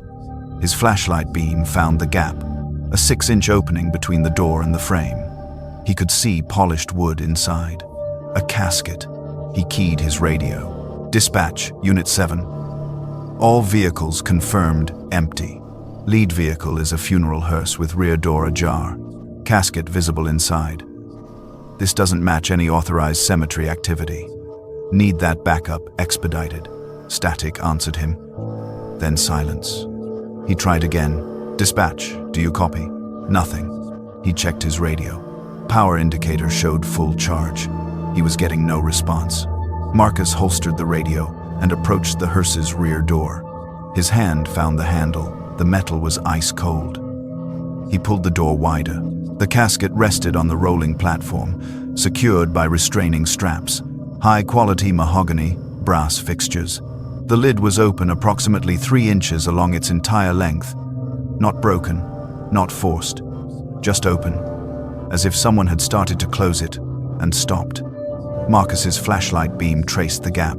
He could see white satin lining inside, nothing else visible. He reached forward, hand moving toward the lid, footsteps on gravel. Behind him, Marcus spun, hand moving to his service weapon. His flashlight swept across the cemetery road. Empty. The sound had been distinct. Multiple footsteps, rhythmic, approaching from deeper in the cemetery. He stepped away from the hearse, positioning himself with clear sightlines. His breath came faster now. The engine sounds of the procession continued their mechanical rumble. Nothing moved in his flashlight beam. Then he saw them. They emerged from between headstones approximately 50 yards ahead, walking in a single-file line down the cemetery road. People in formal attire, black suits, dark dresses, moving in synchronized steps, perfectly timed, heads bowed forward. Silent. Marcus counted 7, then 10, then 15. More appearing from the darkness between monuments, joining the line, maintaining the formation. They walked directly toward the vehicles. Toward him, their pace measured and constant. "This is Highway Patrol," Marcus called out, voice carrying across the cemetery. "Stop where you are. Identify yourselves." They didn't pause, didn't acknowledge him. The line continued advancing, footsteps creating a collective rhythm against gravel. Marcus stood his ground, hand on his weapon. They were 30 yards away now. He could see details. Men in black suits, women in dark dresses, clothing that looked formal but outdated styles from decades past. They moved with mechanical precision, each step synchronized with the others. Heads remained bowed, no faces visible yet. "I'm ordering you to stop," Marcus said, louder now. "Stop and identify yourselves immediately." The line reached the first vehicle, the sedan at the rear of the procession. The lead figure, a man in a dark suit, moved to the driver's door without breaking stride. The door unlocked with an audible click. He opened it, sat in the driver's seat, closed the door. The figure behind him moved to the next vehicle. Same procedure. Door unlocking, person entering, door closing. The line continued processing forward, each figure claiming a vehicle in sequence. Marcus's flashlight beam caught their faces as they passed beneath a cemetery lamppost. Gray skin, not pale, gray, the color of ash, of concrete, of things left too long in darkness. Their faces held no expression, mouths closed, muscles slack, but their eyes remained open, wide open, staring forward with a fixed, unseeing gaze that reflected his flashlight beam like animal eyes caught in headlights. No pupils visible, just flat reflection. They moved past him, breathing but not breathing, present but fundamentally absent. One figure, a woman in a dark dress with a high collar, turned her head as she passed. Her gray face rotated toward Marcus with mechanical smoothness. Her eyes found his. No recognition registered, no awareness, just that flat, reflecting stare. Then her head rotated forward again, and she continued to the next vehicle. Climbed inside, closed the door. Marcus backed away, hand gripping his weapon but not drawing it. What was he supposed to shoot? They weren't threatening him, weren't acknowledging him. They were simply filling the vehicles with patient, methodical precision. He retreated toward his patrol car, keeping the procession in view. The figures continued entering vehicles. 1 per car. 20 figures. 21. More still emerging from the cemetery's interior. The hearse door closed itself. No hand touched it. The partially open rear door simply swung shut with mechanical precision, latching with an audible click. Marcus watched a figure in a black suit approach the hearse's driver door. The man, if it was a man, opened the door and climbed into the cab. The engine sound changed pitch slightly as the transmission engaged. The entire procession began moving, all vehicles simultaneously. No delay, no coordination that Marcus could see. They simply started forward in perfect unison, maintaining their formation, driving deeper into the cemetery. The hearse led them, headlights sweeping across monuments. Marcus stood frozen, watching them advance along the cemetery road. They should have stopped. The paved road ended 100 yards ahead, terminating at a maintenance building. But the procession didn't slow. The hearse drove past the road's end, continuing onto grass between headstones. The vehicles behind it followed in exact formation, tires leaving tracks in the wet ground. They navigated between grave markers with impossible precision, never deviating, never adjusting, moving as if following a road only they could see. Their headlights created a moving corridor of light that penetrated deeper into the cemetery's older sections. Marcus ran to his patrol car, started the engine, and followed. He drove onto the grass, pursuing the procession's path. His headlights illuminated the tracks they'd left, perfect parallel lines pressed into soft earth. The vehicles ahead maintained their formation, driving at exactly 15 miles per hour between rows of monuments. He grabbed his radio, tried again to raise dispatch. Static. Dead air. His dash cam recorded everything, timestamp running in the corner of the frame. The procession moved through sections dating back to the 1800s, past Victorian obelisks and weathered stone angels. They drove for 3 minutes. 4. Marcus followed at a distance, tracking their tail lights. They were moving toward the cemetery's oldest section, an area he could see ahead where the monuments became sparse. Where the trees thinned out, the vehicles stopped. All at once, the brake lights flared red, then extinguished. Engines continued running. Marcus stopped his patrol car 50 yards back, leaving his headlights on, illuminating the scene. The procession had halted in a section where the headstones ended entirely. Just open ground ahead, grass and bare earth. No markers, no monuments, nothing to indicate graves had ever been dug there. The doors opened. All of them, simultaneously. The gray-faced figures emerged, standing beside their vehicles. 23 people arranged in a line, facing the empty ground ahead. They stood motionless for exactly 10 seconds. Then, as one, they began walking forward.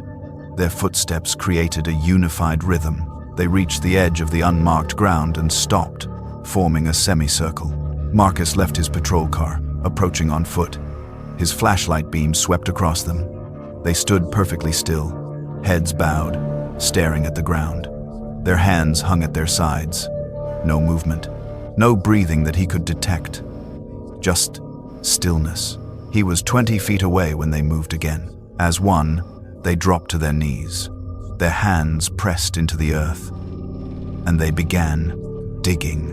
No tools, just bare hands sinking into soil, pulling it away, creating holes. Their movements remained synchronized. Dig, lift, dispose. Dig, lift, dispose. Mechanical, rhythmic, dirt piled beside them. They worked in complete silence, except for the sound of earth being displaced, of soil hitting soil. Their gray hands moved with tireless precision. Minutes passed. The holes deepened. Marcus stepped closer, flashlight beam fixed on the digging. They'd excavated a rectangular area approximately 6 feet long, 3 feet wide. A grave's dimensions. The soil came away in dark clumps. Their hands didn't slow, didn't tire, just continued that mechanical rhythm, digging deeper, exposing darker earth beneath. Something pale appeared in the hole. Marcus's flashlight caught it, a curve of something white breaking through dark soil.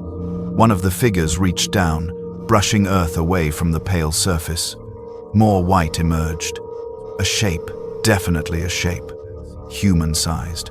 The figures digging intensified around this central point, clearing soil from what now appeared to be a form lying buried in the earth.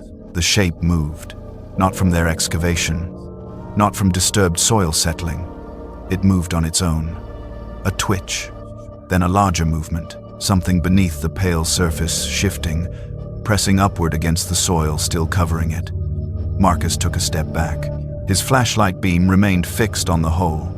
The figures continued digging, clearing more earth, exposing more of the pale form. It had definition now. A torso, arms, a head, white, too white. The color of bone, but with surface texture like skin. It was positioned face up, arms at its sides, as if carefully laid to rest. Its hand moved. Fingers, flexing, curling, straightening. Marcus's dashcam recorded him taking 3 rapid steps backward. His breathing came audible now, harsh in the cemetery silence. The gray-faced figures reached into the hole, gripping the pale form under its arms. They lifted, pulling it from the earth with coordinated effort. Soil fell away from it in clumps. It rose from the ground like something being birthed, emerging from darkness into the headlights' illumination. It opened its eyes. Black. Completely black. No whites, no irises. Just solid black that absorbed light rather than reflecting it. The thing's mouth opened, jaw extending wider than human anatomy should permit. No sound emerged. Just that gaping absence of sound. That silence that felt heavier than noise. The gray-faced figures held it upright, supporting it as its legs found purchase on solid ground. It stood between them, taller than them. Bone-white skin stretched over an emaciated frame. Its hands hung at its sides, fingers too long, joints bending at angles that created wrongness in Marcus's vision. The thing's head rotated, slowly, mechanically, until those black eyes fixed on Marcus. Recognition registered. Not in its expression, the pale face remained empty of emotion, but in its sudden focus. In the way its body oriented toward him. In the single step it took forward, moving independently now, the gray-faced figures releasing their hold. Marcus ran. His flashlight beam jerked wildly as he sprinted back toward his patrol car. Behind him, footsteps. Not the synchronized rhythm of the gray-faced figures. Something else. Faster, heavier, gaining. He reached his car, grabbed the door handle. It wouldn't open. Locked. He'd left it unlocked. He knew he'd left it unlocked. He fumbled for his keys. Hands shaking, dropped them in the grass. The footsteps closer now. He bent, grabbed the keys, found the unlock button. The door opened. He threw himself inside, slamming it shut, hitting the lock button. His hands found the gear shift, threw it in reverse. He looked up through the windshield. The thing stood directly in front of his car, 5 feet away, bone white in his headlights. Those black eyes fixed on him through the glass, its mouth still open in that impossible gape.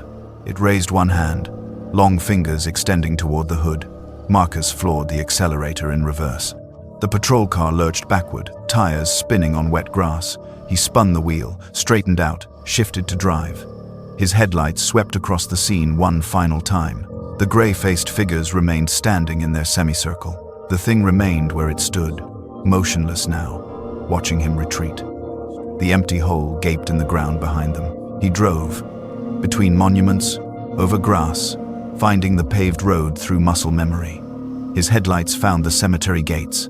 He accelerated through them, onto Route 41, not slowing until he'd put 2 miles between himself and Maplewood Cemetery. He pulled over on the highway shoulder, hands gripping the steering wheel, breathing in harsh gasps. His dashcam timestamp showed 3:14 a.m., 43 minutes since he'd arrived. He sat in the darkness, engine running, trying to process what he'd seen. His radio remained silent. No backup had arrived. No other units on the road. Just empty highway, stretching in both directions under a moonless sky. When dawn came, a passing motorist found Marcus's patrol car parked on the shoulder, engine still running, driver's door open. Marcus stood in the road, facing the direction of the cemetery. He was talking, but the words made no sense. Fragments about processions, about things climbing from earth, about eyes that absorbed light. He couldn't say what he'd seen clearly, couldn't explain coherently. The motorist called it in. The dashcam footage showed everything up until 3:14 a.m. After that, corruption, static, unusable data. The official investigation found no funeral procession, no disturbed graves in the unmarked section, no tire tracks in the grass. Maplewood Cemetery's records showed no authorized services scheduled for January 14th. No explanation for why 23 vehicles would be there. No explanation for Marcus's condition. He resigned 6 weeks later, never returned to active duty. The footage was sealed, then leaked, then analyzed by people who find patterns in darkness. The audio was enhanced. In the final seconds before corruption, before Marcus fled, a sound was isolated from the background. Not footsteps, not engines, something else. A voice, multiple voices, speaking in unison from those gray-faced figures still standing in their semicircle. They were reciting names, a list of names, all surnames matching headstones in Maplewood Cemetery's records, all belonging to people buried there between 1,847 and 1,923. The list contained 147 names. They'd only spoken 23 before the footage corrupted. The unmarked section where they dug has been examined 3 times since January 2021. Ground-penetrating radar shows nothing. No disturbances, no anomalies. Just empty earth that has never held graves. Marcus Webb refuses to discuss what climbed from that ground, what it was they unearthed, or why it fixed those black eyes on him with recognition that suggested it had been waiting. Waiting specifically for witness. Waiting for acknowledgement. Waiting to be seen. The funeral procession has not returned to Maplewood Cemetery. But the gates remain open every night, positioned exactly as Marcus found them. No one has determined who opens them. No one has been willing to lock them closed. The evidence mounts with each passing hour, and yet the final account remains the most disturbing of all. What follows was extracted from sealed county records and the testimony of paramedics who found Thomas Brennan at dawn on the 15th of April 2020. Thomas worked as the night custodian at Covenant Rest Cemetery, a sprawling 40-acre burial ground that had accepted the dead since 1873. His personnel file described him as reliable, solitary, and meticulous, a man who preferred the silence of graves to the chaos of living company. On the night in question, he arrived for what would be documented as his final shift. The incident report filed by the county coroner's office was classified and sealed within 72 hours of Thomas's discovery, released only after a 2024 Freedom of Information request. What emerges from these documents is not merely the collapse of one man's sanity, but evidence suggesting that certain places remember those they bury, and that memory, given enough time, becomes hunger. Thomas clocked in at 11:47 p.m., 13 minutes ahead of schedule, as was his habit. Security footage recovered from the cemetery's main gate shows his pickup truck entering the grounds under a moonless April sky. The temperature stood at 41 degrees, humidity at 73%, conditions noted in the meteorological report submitted as evidence. Thomas parked near the maintenance shed, a cinder block structure built in 1958 that housed cleaning supplies, landscaping equipment, and the cemetery's outdated security system. He carried a thermos of coffee, a transistor radio, and his logbook, a spiral notebook where he documented each night's routine with obsessive precision. His first task, as always, was to sweep the chapel. Covenant Rest's chapel was a modest stone building erected in 1891, used primarily for graveside services during inclement weather. The building had been locked since the previous Sunday's burial. Thomas's logbook entry, written in his characteristic block letters, noted the time as 12:14 a.m. and recorded the chapel as secure, no disturbances. He moved next to the tool shed, checking that shovels, rakes, and the riding mower were properly stored. Everything appeared normal. The night held the peculiar stillness common to cemeteries, not quite silence, but an absence of life that pressed against the ears like atmospheric pressure before a storm. At 1:43 a.m., according to the digital timestamp on the security system, something changed. Thomas was walking the perimeter of Section G, the oldest portion of the cemetery, where headstones dating to the 1,872 leaned at angles determined by settling earth and subsidence. He had paused to adjust a wreath blown from a recent grave when he noticed the lights. Covenant Rest employed motion sensor LED fixtures installed throughout the grounds in 2018, part of a county initiative to reduce vandalism and illegal dumping. The sensors were calibrated to detect movement within a 15-foot radius. They activated individually, row by row, as deer or raccoons wandered through. But at 1:43 a.m., every motion sensor light in the cemetery activated simultaneously. 40 acres of burial ground flooded with cold white LED illumination in a single instant. Every row, every section, every pathway and monument. The effect, as Thomas would later attempt to describe to investigators before his voice failed entirely, was as if something immense had moved through the entire cemetery at once, something large enough to trigger every sensor, or numerous enough to be everywhere at the same time.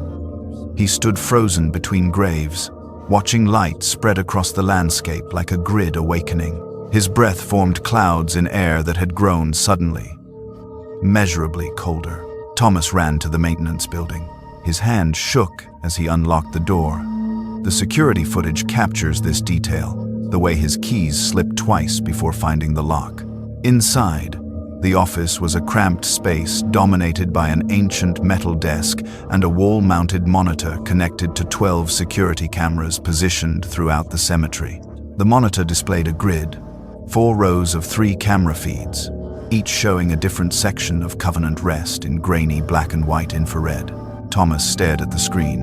In every single camera view, a figure stood perfectly still. They were scattered across the cemetery, positioned seemingly at random, one near the eastern fence line, another beside the Civil War memorial, a third standing among the graves in Section K. They wore burial clothes. Thomas could see the details clearly despite the camera resolution. A man in a dark suit that appeared decades old, a woman in a dress with a high collar, another figure draped in what looked like a funeral shroud, its edges frayed and dark. The clothing spanned eras Victorian mourning attire, 1922 burial gowns, mid-century suits, modern dress clothes. Each figure stood motionless, facing directly toward the camera that observed them. They were looking back. Thomas's incident report, written in a shaking hand before his collapse, describes his attempt to rationalize what he saw. Vandals, he thought initially, some kind of coordinated trespassing, perhaps a fraternity prank or urban exploration group. But the figures didn't move. They simply stood, patient and still, their faces pale in the infrared wash. He counted them. 47 figures across 12 camera views. Some cameras showed multiple figures in frame, standing among headstones like mourners who had forgotten to leave. He reached for the radio to contact the alarm company, a direct line maintained for emergencies. The radio produced only static, thick and somehow textured, like fabric tearing in a distant room. He tried his cell phone. No signal, despite having full bars when he'd arrived. The landline in the office emitted a dial tone when lifted, but when he pressed numbers, nothing happened. The tone continued, unchanging, indifferent. Thomas locked the office door. The deadbolt was solid, installed after a break-in 3 years prior. He returned to the monitor, hoping the figures would be gone, hoping for the rational dissolution of what couldn't be real. The figures had moved. They were closer now, not to each other, but to the maintenance building. The man in the antique suit now stood at the edge of camera 3's frame, positioned near the equipment shed. The woman in the high-collared dress appeared in camera 7, standing beside the fence that separated the cemetery from the access road. Every figure had advanced, their positions adjusted with geometric precision. Thomas watched, his coffee forgotten and cold. As they moved again, this time he saw the movement itself. They walked in perfect unison. Every figure stepped forward simultaneously, their movements synchronized with inhuman precision. Left foot, right foot, left foot again, 47 bodies moving as one, as if controlled by a single will or responding to music only they could hear. Their arms hung at their sides. Their faces remained directed at the cameras, at the building, at Thomas. The synchronization was absolute. When one turned, they all turned. When one paused, they all paused. Thomas counted them again, compulsively, the way his mother had counted her prayers during her final illness.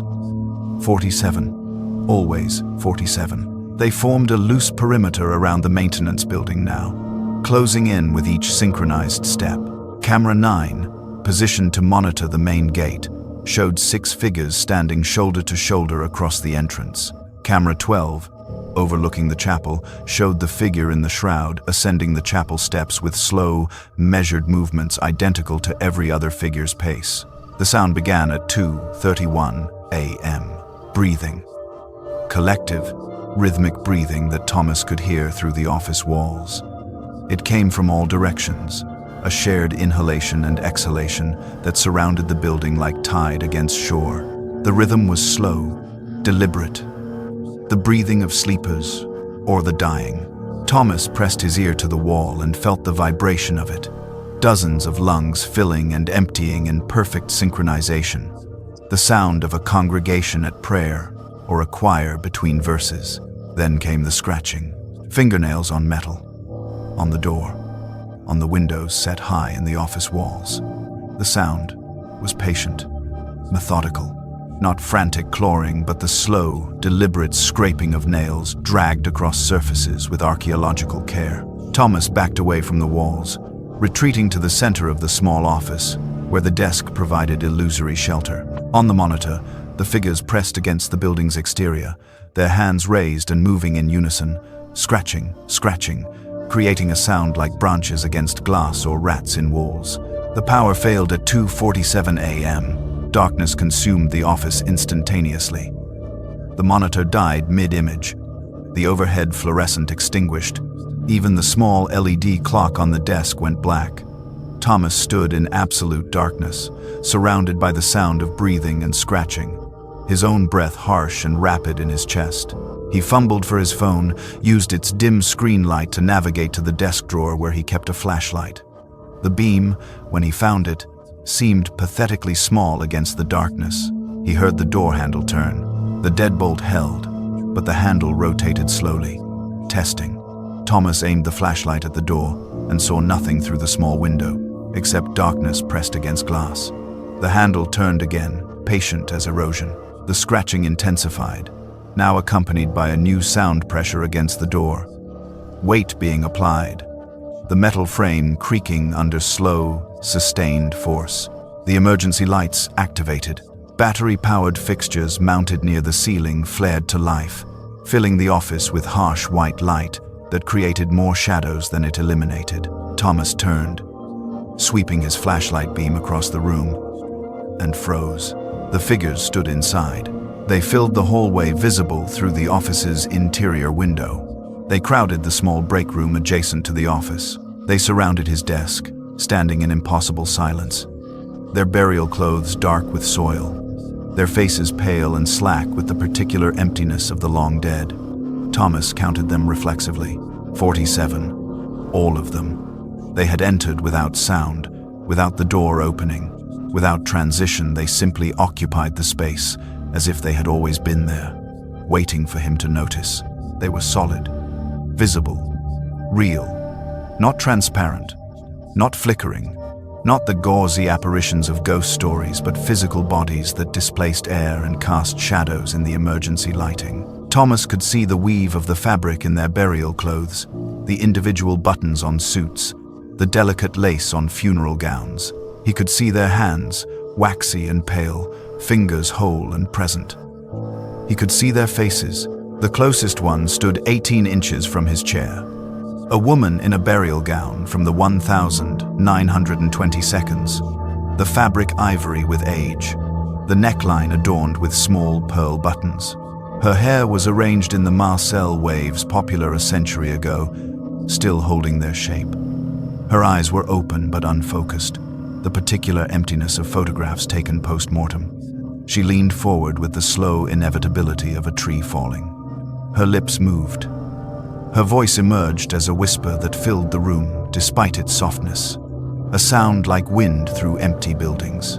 "We've been waiting for you to join us." Her hand reached out and gripped Thomas's wrist. The touch was cold but absolutely firm. The pressure of living flesh, of muscle and bone exerting force. Her fingers tightened. Thomas felt his pulse hammering against her palm, felt the chills spreading up his arm like infection through blood. The other figures moved closer, pressing in, their collective breathing resuming that tidal rhythm. Hands reached for him, dozens of hands in various states of preservation, all solid, all real, all patient. Thomas screamed. The sound echoed in the small office and died without answer. The figures continued their patient advance, hands extending, faces blank with purpose.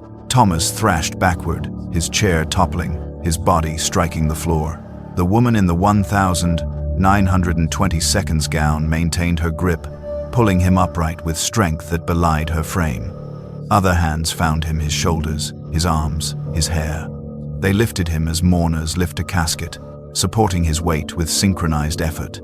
The emergency lights failed. Darkness returned, absolute and final. In that darkness, Thomas felt himself carried, felt the breathing surround him, felt the cold spread through his body like water filling a well. He tried to speak, to scream again, but his voice had fled. He felt pavement beneath him, then grass, then the texture of earth. He felt the figures lower him gently, arranging him with care. Then nothing. Paramedics found Thomas Brennan at 6:42 a.m. on the 15th of April 2020, lying on the grass verge outside Covenant Rest Cemetery's main gate. The responding EMTs noted his condition immediately. Severe hypothermia despite mild overnight temperatures, complete loss of voice, and profound physiological aging, inconsistent with his documented age of 41. His hair had turned entirely white. Deep lines marked his face. His hands trembled with palsy typical of men 3 decades older. He was transported to County General Hospital, where physicians documented cellular changes, suggesting rapid, traumatic aging.